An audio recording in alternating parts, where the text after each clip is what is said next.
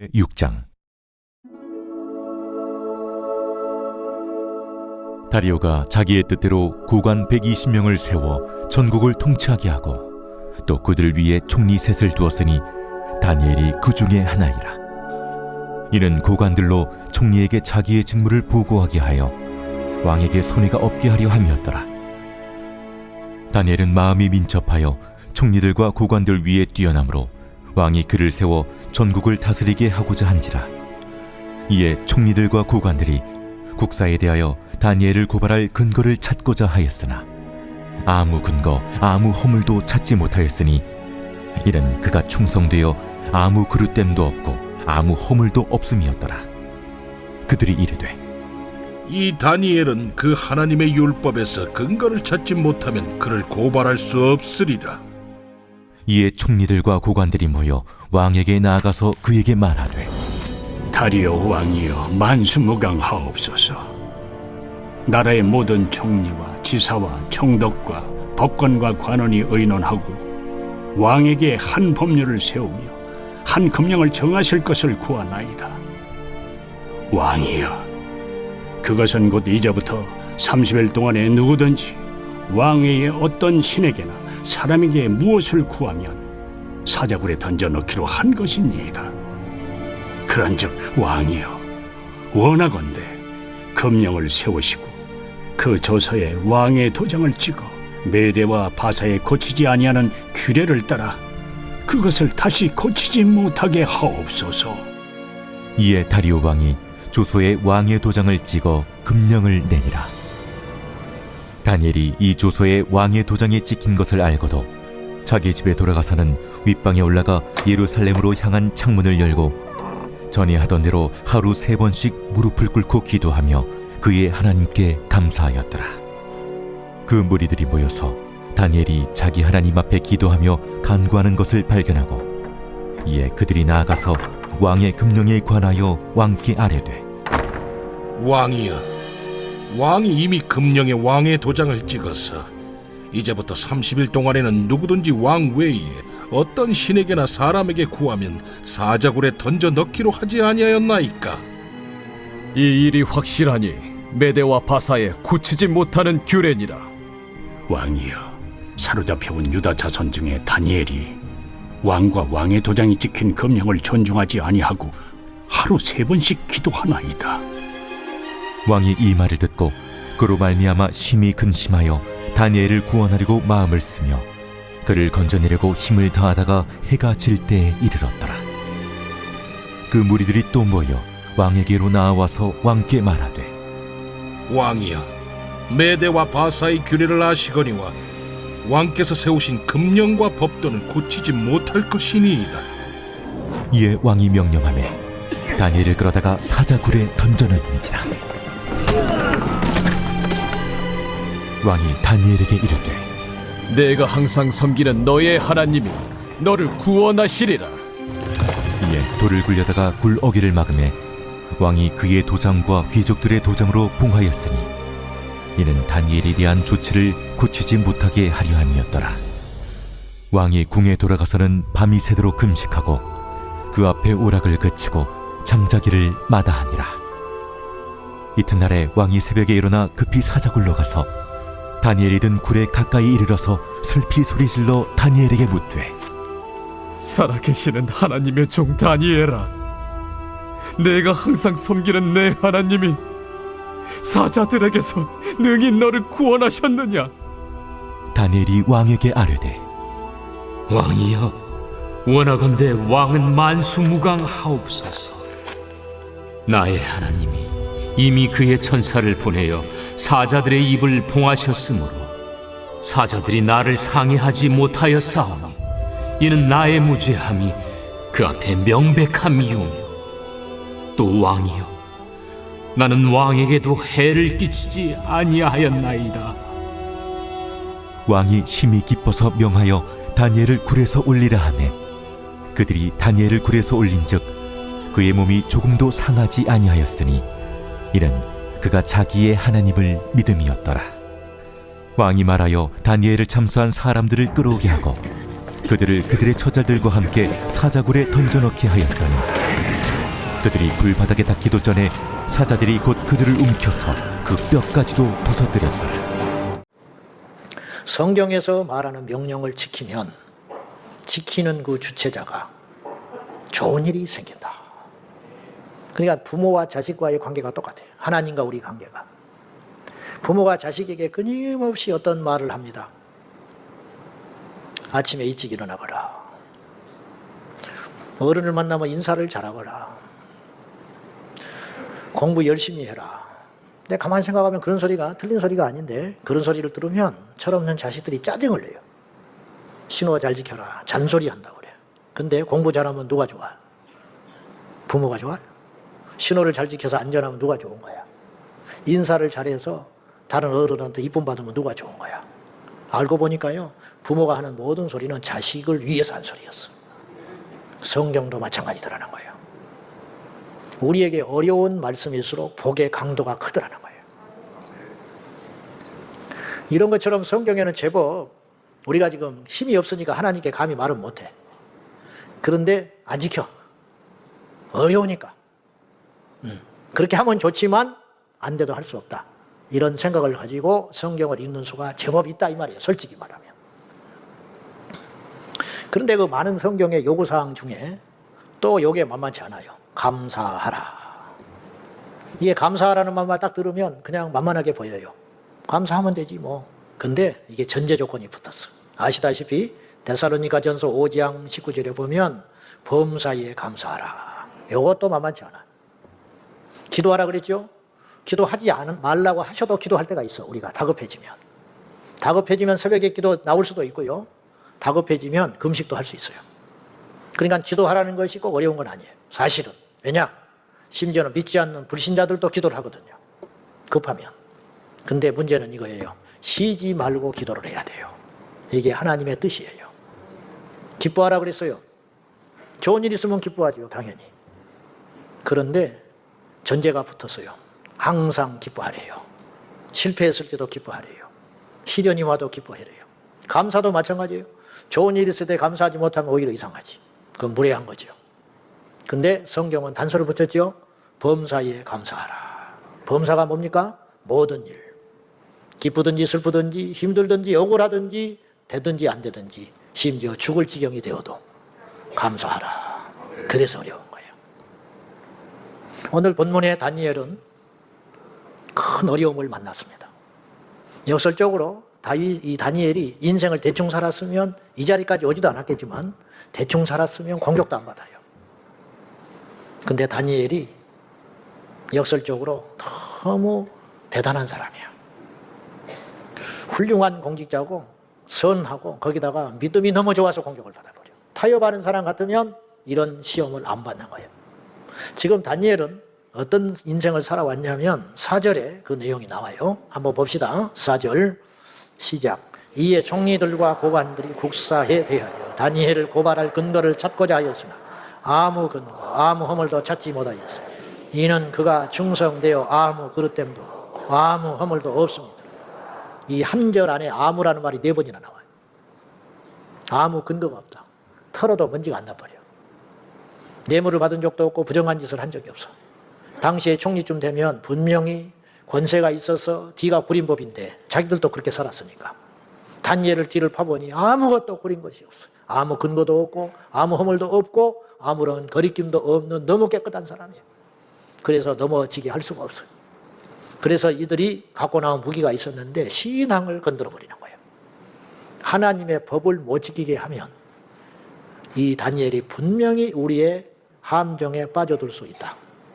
이 정적들이 어떤 믿음이 있었냐면요. 다니엘은 절대로 하나님 못 버린다. 그 믿음이 있었어. 그러니까 다니엘의 믿음은 진짜 믿음이에요. 원수에게 인정받는 믿음. 대단한 거죠. 10절입니다. 한번 보시죠. 시작. 다니엘이 이 조서에 왕의 도장이 찍힌 것을 알고도 자기 집에 돌아가서 윗방에 올라가 예루살렘으로 향한 창문을 열고 전에 하던 대로 하루 3번씩 무릎을 꿇고 기도하며 그의 하나님께 감사하였더라. 첫째, 다니엘은 공직자이기 때문에 왕의 도장이 얼마나 무서운 줄 알아요. 왕도 그것은 못 뛰는 거야. 근데 알고도 거절했어요. 알고도 왕의 명령을 거부하면 죽는 것밖에 없는 거예요. 그래야 종교의 자유를 빼앗고 그리고 내리는 형벌치고는 너무 가혹하다는 거예요. 자기가 믿는 신에게 기도를 30일 동안 그 안에 한다는 이유 하나만으로 사자굴에 산채로 집어던진다? 이건 너무 사실은 비상식적 형벌이에요. 이런 부당한 상황 속에서도 다니엘은 알고도 얼마나 이것이 무시무시한 함정인지 알고도 두 번째 기도만 해도 놀라운 거예요. 이런 상황에서도 기도하는 사람은 많지 않아요.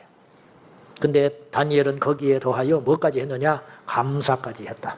이게요, 저처럼 공개적인 자리에서 목사의 체면 가지고 설교할 때는 감사하다는 말을 할 수 있어요. 근데 다니엘은 지금 홀로 골방에서 기도하는 거예요. 이때 감사했다면 진짜 감사한 거예요. 혼자 있을 때 정직한 사람은 진짜 정직한 거예요. 혼자 있을 때 깨끗한 사람은 진짜 깨끗한 사람이에요. 다니엘은 골방에서 홀로 기도하면서 하나님께 감사했어요. 그러므로 이 감사는 진짜배기 감사예요. 오염되지 않은 감사, 가식적이지 않은 진짜배기 감사였다 이 말이죠. 여러분, 다니엘은 이 엄청난 기도와 감사를 통하여 기적을 이뤄냈습니다. 그 하나님이 우리의 하나님이에요. 그 신앙과 믿음이 우리의 것이 되기를 축복합니다. 그러면 다니엘도 이 길을 극복했다면 우리도 극복할 수 있어요. 무엇으로? 기도하고 감사함으로.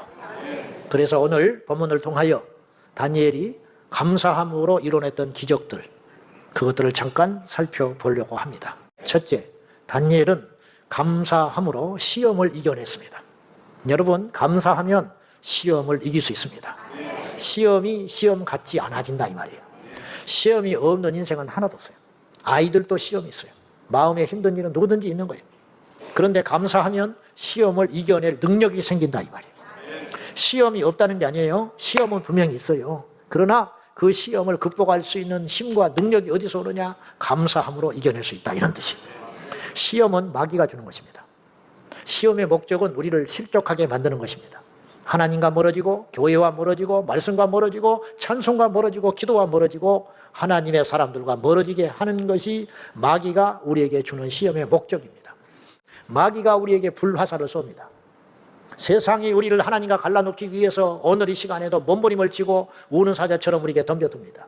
그때 우리가 이 강력한 공격에 맞서서 승리할 수 있는 길은 무엇이냐? 그 시험을 피하는 것도 아니고 그 시험을 받아들이면서 기쁨으로 여기고 감사해버려라 그 말이에요.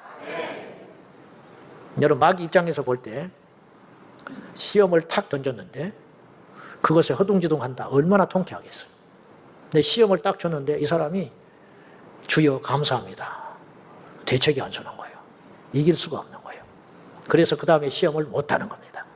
뭐하러 그런 헛된 짓을 마귀가 하겠습니까? 그러므로 지혜롭고 깨어있는 성도 여러분, 우리 제자광성교회 지체 여러분, 우리 결단하십시다. 우리가 셀 수도 없는 종류의 시험을 만나고 있고 만나게 될 것이지만은 그 시험을 감사함으로 견뎌내시기를 축원합니다. 그러면 이길 수 있습니다. 제가 절대로 등 따시고 배불러서 피상적인 이야기하고 있는 것 아닙니다. 여러분의 형편과 처지를 제가 이만큼 알고 하나님은 모든 걸 아시는데 그 잘 아시는 하나님께서 왜 이런 말씀을 주셨겠냐는 거예요. 누구를 위해서? 우리를 위해서. 두 번째, 우리가 감사하면 평안을 선물로 받습니다. 감사하면. 불평하면 모든 것을 갖추었는데 그 마음속에, 그 환경 속에 두려움과 원망과 좌절과 실패가 올려오게 돼 있다 이 말이죠. 잠언서 우리 17장 1절 봐요. 다 같이 시작. 다투는 것보다 이건 이런 이야기는요 성경에만 있는 건 아니야. 방세에도 있어요. 명심보감에도 있어요. 꼭 이런 말은 아니지만 비슷한 말이 있을 거 아니에요. 왜 그러냐? 보편적 진리이기 때문에 그래. 마른 떡 한 조각을 어디다 써먹겠어? 응? 마른 떡 한 조각을. 마른 떡이라는 말은 이미 유통기한이 지난 떡이다 이 말이에요.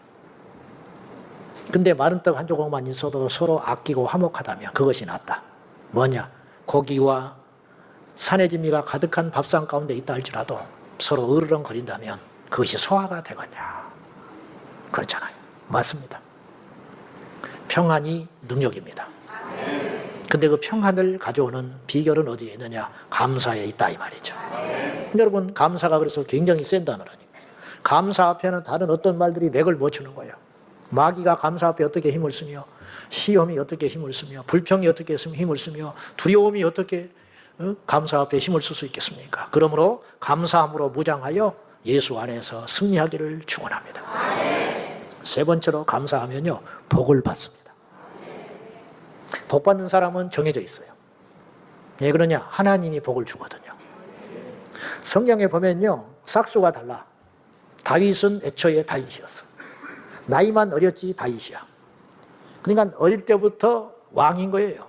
갑자기 왕이 되는 게 아니야. 요셉은요, 애초부터 총리였어요. 무슨 말이냐면 요셉은 종으로 팔려갑니다. 근데 종으로 팔려갔는데 복받을 짓을 해요. 여러분, 종이 복을 받으면 뭐 하겠어? 종이면 종이지. 근데 성경에는 종으로 팔려갔는데 요셉이 형통했다고 쓰여 있어요. 왜? 하나님이 함께 하셨기 때문에. 하나님이 함께 하는 자가 복된 사람 아니요? 그보다 더 큰 복이 어디가 있어? 하나님이 함께 한다는데. 하나님이 함께 하면 종도 복이 있는 거예요. 그래서 형통해지기 시작하는 거예요. 그래가지고 주인이 요셉에게 인정을 해줘서 집안 살림을 다 맡겨버렸어요. 돈도 출납도 사람 관리하는 것도 다 맡겼어요. 총리 된 거야. 큰 고관 대작의 보디발의 집안에 총리가 된 거예요, 이미. 그러다가 감옥에 들어가게 돼. 감옥에 들어갔는데 거기서도 인정을 받아요. 그래서 감옥의 총리가 됐어요. 여기에 숨겨진 비결이 있다고 봐요. 물론 성경은 한 줄로 간단하게 말을 했다니까요. 하나님이 함께 하셨기 때문에. 근데 요셉은 복받을 사람이에요. 왜 그러냐? 그는 불평이 없는 사람이에요. 그는 원망이 없는 사람이라니까. 그 대신 그의 입에서는 뭐가 나왔을까? 항상 감사, 기쁨, 활력. 종살이를 했는데 기쁨으로 그걸 하는 거예요. 옥살이를 했는데 감사함으로 그 일을 감당하는 거예요. 구척장군 골리앗을 광야에서 다윗과 이스라엘 군대들이 만났습니다. 이스라엘 백성들과 군사들이 겁을 집어먹고 이렇게 푸념하기 시작했어요. 때려 눕히기에는 너무 크다. 어떻게 이길고. 그러자 다윗이 눈을 반짝반짝거리면서 다음과 같이 이야기했습니다. 내 물맷돌이 빗나가기에는 표적이 너무 크다. 그렇게 말했다는 거예요. 또 성경이 어디가 있냐고 따지지 마세요. 또 삼성 이야기했더니 또 난리가 났어.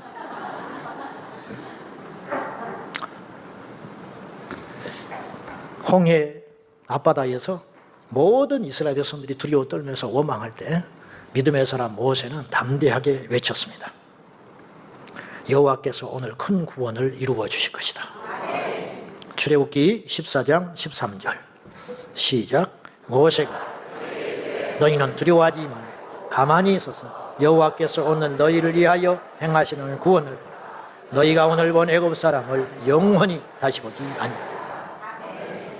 여기니까 큰 역사가 일어나는 거야. 이렇기 때문에 이제 하나님이 일하실 것이야. 그렇게 선포했어요. 저는 오늘 여러분에게 긍정적인 생각을 하고 살자 그런 시시한 소리를 하는 게 아니에요. 어렵고 힘들지만 어떡하겠냐, 힘을 내고 참아봐라, 그런 수동적인 이야기를 하는 게 아니에요. 우리가 생각하는 것보다 하나님께서 우리에게 주신 영적인 무기들과 능력들은 훨씬 커요. 이것에 눈을 뜨라 이 말이에요.